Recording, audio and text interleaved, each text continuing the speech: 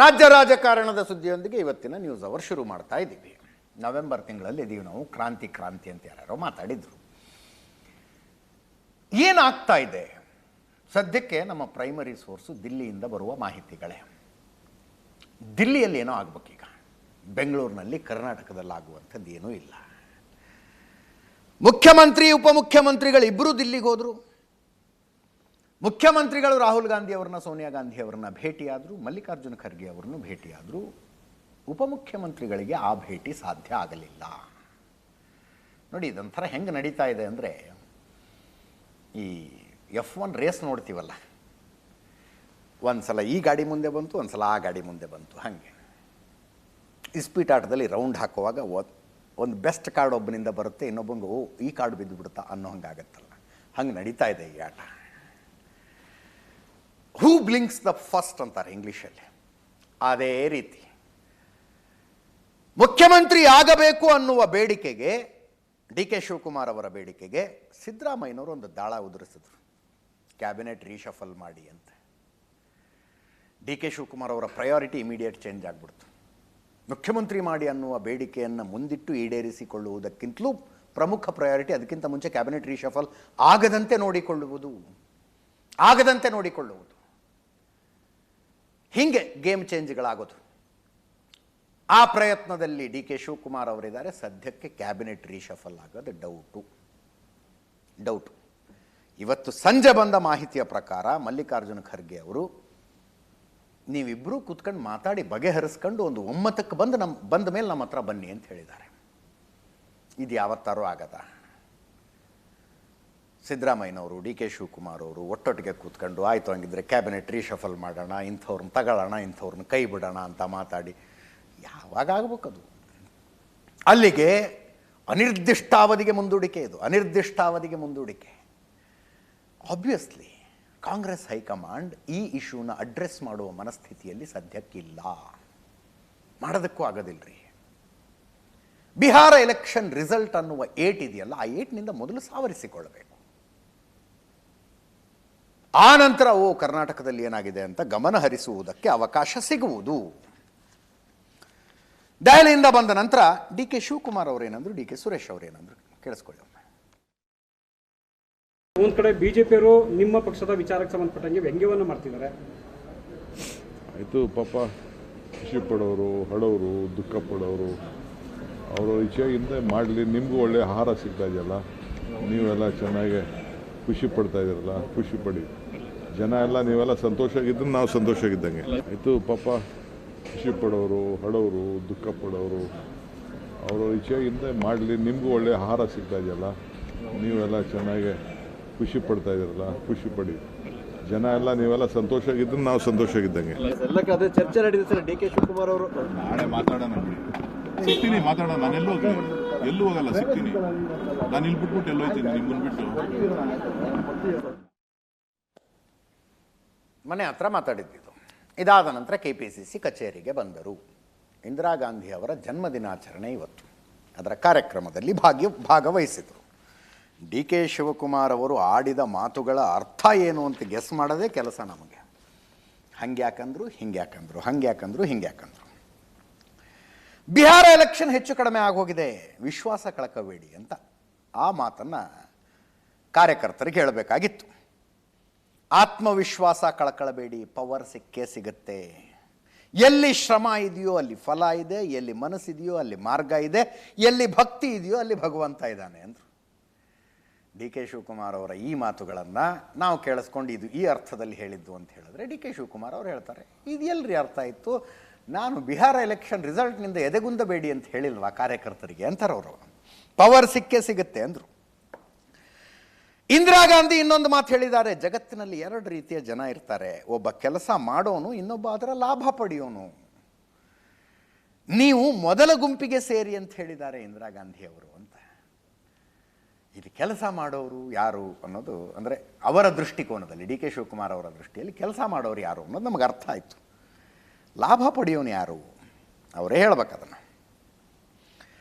KPCC ಅಧ್ಯಕ್ಷ ಸ್ಥಾನದ ವಿಷಯಕ್ಕೂ ಬಂತು. ಸ್ವಲ್ಪ ದಿನ ಕಳೆದ್ರೆ ನಾನು KPCC ಅಧ್ಯಕ್ಷ ಆಗಿ 6 ವರ್ಷ ಆಗುತ್ತೆ, ಖರ್ಗೆ ರಾಹುಲ್ ಅವರು ಅಧ್ಯಕ್ಷ ಸ್ಥಾನದಲ್ಲಿ ಮುಂದುವರಿಯಿರಿ ಅಂದರು. ನಾನು ಅಧಿಕಾರದಲ್ಲಿ ಇರ್ತೀನೋ ಇರಲ್ವೋ ಇಂಪಾರ್ಟೆಂಟ್ ಅಲ್ಲ, ಬೇರೆಯವರಿಗೆ ಅವಕಾಶ ಮಾಡಿಕೊಡಬೇಕು ಅಂದರು. ಸಿದ್ದರಾಮಯ್ಯನವರ ಪಾಳೆಯದ ಪ್ರಯಾರಿಟಿಗಳ ಪೈಕಿ ಎರಡನೇ ಪ್ರಯಾರಿಟಿ ಇದು. ಮೊದಲನೇದ್ದು ಕ್ಯಾಬಿನೆಟ್ ರೀಶಫಲ್ ಮಾಡಿ ಮತ್ತೆ ಯಥಾ ಪ್ರಕಾರ ನಡೀರಿಲ್ ಗಾಡಿ ಅಂತ ಹೊರಡೋದು. ಮುಂದಿನ 2.5 ವರ್ಷವು ಸಿದ್ದರಾಮಯ್ಯನವರೇ ಮುಖ್ಯಮಂತ್ರಿ ಅನ್ನುವ ಸಂದೇಶ ಸ್ಪಷ್ಟ ಆಗುತ್ತೆ ಅವಾಗ. ಇನ್ನೊಂದು ಪ್ರಯಾರಿಟಿ KPCC ಅಧ್ಯಕ್ಷ ಸ್ಥಾನಕ್ಕೆ ಸಿದ್ದರಾಮಯ್ಯನವರಿಗೆ ತಮಗೆ ನಿಷ್ಠನಾಗಿರುವ ಒಬ್ಬನನ್ನು ಕರ್ಕೊಂಬಂದು ಕೂಡಿಸ್ಬೇಕಾಗಿದೆ. DK ಶಿವಕುಮಾರ್ ಅವರು ಹೇಳಿದ್ರು, ರಾಹುಲ್ ಗಾಂಧಿ ಅವರು ಹೇಳ್ತಾ ಇದ್ದಾರೆ, ಖರ್ಗೆ ಅವರು ಹೇಳ್ತಾ ಇದ್ದಾರೆ, ನೀವೇ ಮುಂದುವರೀರಿ ಅಂತ. ನಾನು ಅಧಿಕಾರದಲ್ಲಿ ಇರ್ತೀನೋ ಇರಲ್ವೋ ಇಂಪಾರ್ಟೆಂಟ್ ಅಲ್ಲ, ಬೇರೆಯವರಿಗೆ ಅವಕಾಶ ಮಾಡಿಕೊಡಬೇಕು ಅಂತ. ಅದರ ಜೊತೆಗೆ ಒಂದು ಸಂದೇಶವನ್ನು ಪಕ್ಷಕ್ಕೆ ಅಷ್ಟರ ಮಟ್ಟಿಗೆ ನಿಷ್ಠೆ ತೋರಿಸದವರಿಗೆ DK ಶಿವಕುಮಾರ್ ಅವರು ಕೊಡ್ತಾನೆ ಬಂದಿದ್ದಾರೆ. ಅವರಿಗೆ ಒಂದು ಏನು ಹೇಳ್ತೀವಿ ಮಾನದಂಡ ಏನಪ್ಪ ಅಂತಂದರೆ 100 ಕಾಂಗ್ರೆಸ್ ಕಚೇರಿಗಳನ್ನು ಕಟ್ಟಬೇಕು ಅಂತ ಹೊರಟಿದ್ದಾರೆ ಅವರು. ಬೇರೆ ಬೇರೆ ಜಿಲ್ಲಾ ಕೇಂದ್ರಗಳು, ತಾಲೂಕು ಕೇಂದ್ರಗಳಲ್ಲೆಲ್ಲ ಕಾಂಗ್ರೆಸ್ಸಿಗೊಂದು ಸ್ವಂತ ಕಚೇರಿ ಇರಬೇಕು ಅಂತಂದರೆ ಅದು DK ಶಿವಕುಮಾರ್ ಅವರ ಮನಸ್ಸಿನ ಅತಿ ದೊಡ್ಡ ಆಸೆ. ಅದು ಈಡೇರಿಬಿಟ್ರೆ DK ಶಿವಕುಮಾರ್ ಕಾಲದಲ್ಲಿ ಆಗಿತ್ತು ಅಂತ ಶಾಶ್ವತವಾಗಿ ಉಳ್ಕೊಂಡ್ಬಿಡುತ್ತೆ ಅಂತ. ಅದಕ್ಕೆ ಕೆಲವರು ಕೋಆಪ್ರೇಟ್ ಮಾಡ್ತಿದ್ದಾರೆ, ಕೆಲವರು ಕೋಆಪ್ರೇಟ್ ಮಾಡ್ತಿಲ್ಲ. ಕೋಆಪ್ರೇಟ್ ಮಾಡದೇ ಇರೋರನ್ನ ದಿಲ್ಲಿ ನೋಡ್ಕೊಳ್ಳುತ್ತೆ ಅಂತ ಹೇಳಿದ್ರು. ಕೇಳಿಸ್ಕೊಳ್ಳಿ. ನಾವು ಪರ್ಮನೆಂಟಾಗಿ ಇರೋಕ್ಕಾಗಲ್ಲ. I am telling you, already 5 ವರ್ಷ ಆಗಿದೆ. ಇನ್ನು ಮಾರ್ಚ್ ಬಂತು ಅಂದರೆ 6 ವರ್ಷ ಆಗ್ತದೆ. ಬೇರೆಯವ್ರಿಗೆ ಅವಕಾಶ ಮಾಡಿಕೊಡ್ಬೇಕು. ಉಪಮುಖ್ಯಮಂತ್ರಿ ಆದ ದಿನನೇ ಬಿಡಬೇಕು ಅಂತ ಹೇಳಿದೆ. ಖರ್ಗೆ ಸಾಹೇಬರು, ರಾಹುಲ್ ಗಾಂಧಿ ಅವರು ಇರು, DK ಇನ್ನು ಸ್ವಲ್ಪ ದಿನ ಇರು ಅಂತೇಳಿ ನನ್ನನ್ನು ಇರಿಸ್ಕೊಂಡ್ರು. ಈ ಸದ್ಯದಲ್ಲೇ ಕಾಂಗ್ರೆಸ್ ಕಚೇರಿಗಳನ್ನು ಕೂಡ 100 ಕಚೇರಿ ಮಾಡಬೇಕು ಅಂತೇಳಿ ಈಗ ಹೊರಟಿದ್ದೇನೆ. ಎಲ್ಲರೂ ಈಗ ಲಿಸ್ಟ್ ಕೇಳಿದ್ದಾರೆ. ಯಾರು MLA ಇಂಟ್ರೆಸ್ಟ್ ತಗೊಂಡಿಲ್ಲ, ಯಾರು ಮಂತ್ರಿ ತಗೊಂಡಿಲ್ಲ, ಅದೆಲ್ಲ ಲಿಸ್ಟ್ ಕೊಡಬೇಕು ಅಂತೇಳಿ ನನಗೆ ಡೆಲ್ಲಿಯಿಂದ ಕೇಳಿದ್ದಾರೆ. ಇವತ್ತು ನಾಳೆ ನಾನು ಕಳಿಸ್ಕೊಡ್ತಾ ಇದ್ದೀನಿ. ಕೆಲವರು ಇಂಟ್ರೆಸ್ಟ್ ತೋರಿಸಿದ್ದಾರೆ, ಕೆಲವ್ರಿಗೆ ಅಧಿಕಾರ ಮಾತ್ರ ಬೇಕು. ಈ ಕಾಂಗ್ರೆಸ್ ಕಚೇರಿ ದೇವಸ್ಥಾನ ಅನ್ನೋದು ಕೆಲವರು ಮರ್ತು ಬಿಟ್ಟಿದ್ದಾರೆ. ಏನು ಮಾಡೋಕ್ಕಾಗ್ತದೆ? ಅದಕ್ಕೆ ನಾನೆಲ್ಲ ಉತ್ತರ ಕೊಡೋದು. ಡೆಲ್ಲಿಯವರೇ ಟೈಮಲ್ಲಿ ಅಲ್ಲಿ ಯಾರು ಇದ್ರ ಬಗ್ಗೆ ಕಾಂಗ್ರೆಸ್ ಅವ್ರ ಕ್ಷೇತ್ರದಲ್ಲಿ ಕಚೇರಿನ ಕಟ್ಟಲಿಕ್ಕೆ ಆಸಕ್ತಿ ಇಲ್ಲ, ಅವ್ರಿಗೆ ಡೆಲ್ಲಿಯವರೇ ಟೈಮಲ್ಲಿ ಉತ್ತರ ಕೊಡ್ತಾರೆ. ನಾನು ಉತ್ತರ ಕೊಡೋದಿಲ್ಲ ಅನ್ನೋ ಮಾತನ್ನು ಈ ಸಂದರ್ಭ ಹೇಳಲಿಕ್ಕೆ ನಾನು ಬಯಸ್ತಾ ಇದ್ದೇನೆ. ನಾನು ಇರ್ತೀನೋ ಇಲ್ಲೋ ಅದು ಬೇರೆ ವಿಚಾರ. ಬಟ್ 100 ಕಚೇರಿ ಯಾರು ನನ್ನ ಕಾಲದಲ್ಲಿ ಮಾಡಿ ಹೋಗ್ಬೇಕು ಅನ್ನೋ ದೃಷ್ಟಿಯಿಂದ BR ಎಲೆಕ್ಷನ್ ಏನೋ ಹೆಚ್ಚು ಕಮ್ಮಿ ಆಗೋಗಿದೆ. ಹೆಂಗಾಯ್ತು ಏನಾಯ್ತು ಅಂತ ಅಲ್ಲಿ ಮಹಾರಾಷ್ಟ್ರ ಇವೆಲ್ಲ ಏನೇನು ಮಿಸ್ಯೂಸ್ ಆಗಿದೆ ಅಂತೇಳಿ ಈಗಾಗಲೇ ಜನ ಚರ್ಚೆ ಮಾಡ್ತಾ ಇದ್ದಾರೆ. ಯಾವತ್ತೂ ಎಲ್ಲದಕ್ಕೂ ಒಂದಿನ ಕೊನೆ ಇದ್ದೇ ಇರ್ತದೆ. ನೀವು ಅದಕ್ಕೆ ತಲೆ ಕೆಡಿಸ್ಕೋಬೇಕು. ನನಗೆ ವಿಶ್ವಾಸ ಇದೆ, ನಾ ಎಲ್ಲಿರ್ತೀನೋ ಬಿಡ್ತೀನೋ ಅದು ಮುಖ್ಯ ಅಲ್ಲ. ಈ ರಾಜ್ಯದಲ್ಲಿ ಮತ್ತೆ ಕಾಂಗ್ರೆಸ್ ಪಕ್ಷ ಖಂಡಿತ ಬಂದೇ ಬರ್ತದೆ. ನಿಮ್ಮ ಆತ್ಮವಿಶ್ವಾಸವನ್ನು ಕಳ್ಕೊಳಕ್ ಹೋಗ್ಬೇಡಿ. We should all leave on hope, we should all work. So power ಸಿಕ್ಕೇ ಸಿಗ್ತದೆ, ನೀವು ತಲೆ ಕೆಡಿಸ್ಕೊಳಕ್ ಹೋಗ್ಬೇಡಿ. ಅಂದರೆ ಪವರ್ ಸಿಗ್ಬೇಕಾದ್ರೆ ಎಲ್ಲಿ ಶ್ರಮ ಇದೆಯೋ ಅಲ್ಲಿ ಫಲ ಇದೆ, ಎಲ್ಲಿ ಮನಸ್ಸಿದೆಯೋ ಅಲ್ಲಿ ಮಾರ್ಗ ಇದೆ, ಎಲ್ಲಿ ಭಕ್ತಿ ಇದೆಯೋ ಅಲ್ಲಿ ಭಗವಂತ ಇದ್ದಾನೆ. ಇಂದಿರಾ ಗಾಂಧಿ ಅವರು ಇನ್ನೊಂದು ಮಾತು ಹೇಳ್ತಾರೆ. ಏನು ಹೇಳ್ತಾರೆ ಅಂದರೆ, ಜಗತ್ತಿನಲ್ಲಿ 2 ಬಗೆಯ ಜನರಿರ್ತಾರೆ. ಒಬ್ಬ ಕೆಲಸ ಮಾಡುವನು, ಇನ್ನೊಬ್ಬರು ಅದರ ಲಾಭವನ್ನು ಪಡೆದುಕೊಳ್ಳೋದು. ನೀವು ಮೊದಲನೇ ಗುಂಪಿಗೆ ಸೇರಿ ಅಂತ ಹೇಳಿ ಇಂದಿರಾ ಗಾಂಧಿ ಅವರು ಹೇಳಿದ ಒಂದು ಮಾತು ಕೂಡ ನಲ್ಲಿ ಇದೆ. KPCC ಅಧ್ಯಕ್ಷ ಸ್ಥಾನ ನಾನು ಇರ್ತೀನೋ ಬಿಡ್ತೀನೋ ಕೆಲಸ ಮಾಡ್ಕೊಂಡು ಹೋಗಿ ಅಂತ ಹೇಳಿದ್ರಲ್ಲ. ಕಾರ್ಯಕ್ರಮ ಇದು ವೇದಿಕೆಯ ಮೇಲೆ ಮಾತಾಡಿದ್ದು ಭಾಷಣ ಆಯಿತು.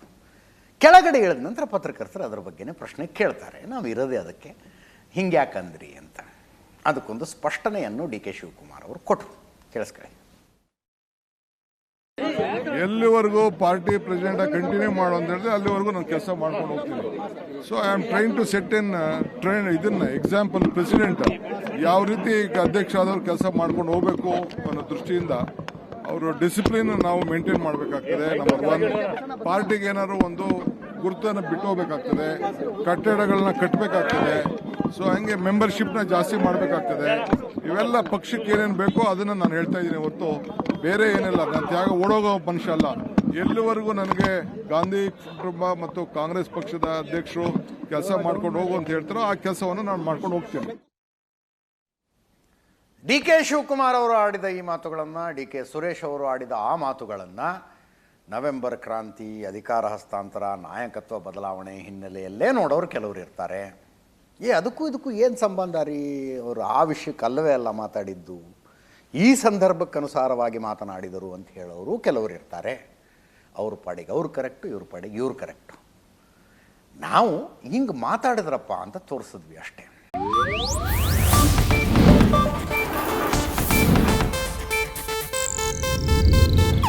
ಇದು ಏಷ್ಯಾನೆಟ್ ನ್ಯೂಸ್ ನೆಟ್ವರ್ಕ್ ಪ್ರಸ್ತುತಿ.